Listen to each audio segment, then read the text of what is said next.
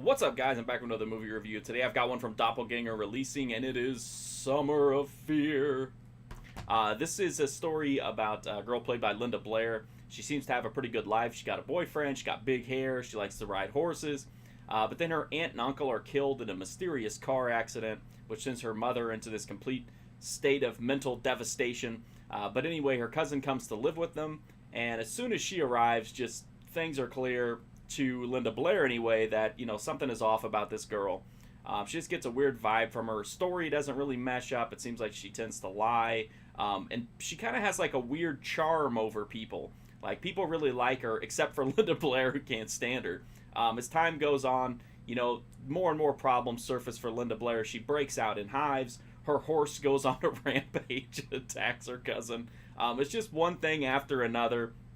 And the whole time, Linda Blair's like, I know that bitch is responsible for this, and no one will believe her, of course. And the movie keeps unfolding, and it's like, is Linda Blair just jealous of this, new girl that's prettier and more popular, or is there some kind of weird, dark presence involved in this whole situation?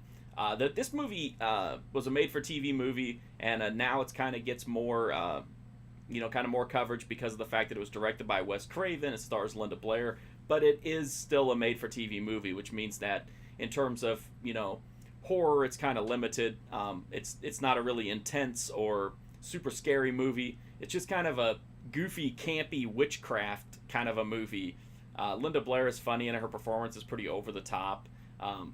The horror elements are kind of limited to, like, finding witchcraft paraphernalia, a horse that's, attacking a car, and just kind of a weird sense of dread and curiosity. It does get pretty weird toward the finale, like whenever you can see how deep under her spell some of the people are.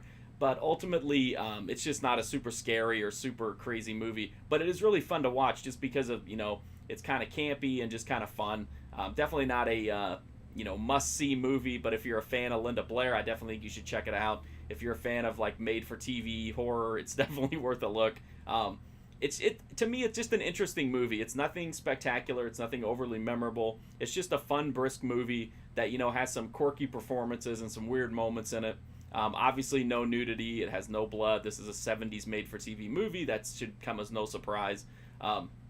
As far as recommending it, it would just be like I said, to the fans of Craven, Linda Blair, and, horror movies. But just to understand that this one is pretty tame, and it's just more of just like silly entertainment above everything else. I do think it's a pretty fun movie though. The Blu-ray from the Doppelganger releasing has an HD transfer. It's got audio commentary with Wes Craven, interview with Linda Blair, trailer, photo gallery. The transfer looks good, but it does have some problematic spots in it, which I don't think are the fault of the transfer. It's just the fault of the material. Some of the scenes have like a little bit of a shake, like a jitter to them. I assume that it's like that because in the old DVD that I owned, it was the same way. So I don't think this has undergone like a huge restoration effort, but it does look really good. Some scenes look like really, really sharp and clear, and most of them look at least passable and definitely an improvement over the DVD. It's just those few little moments of softness and then kind of the jittering and just a couple scenes. So I definitely think this is the version you're going to want to own, A Summer of Fear, if you feel the need to own the movie. I definitely would recommend it, and if you're going to watch it anyway, you might as well watch it in the best possible presentation, which is on this Blu-ray disc.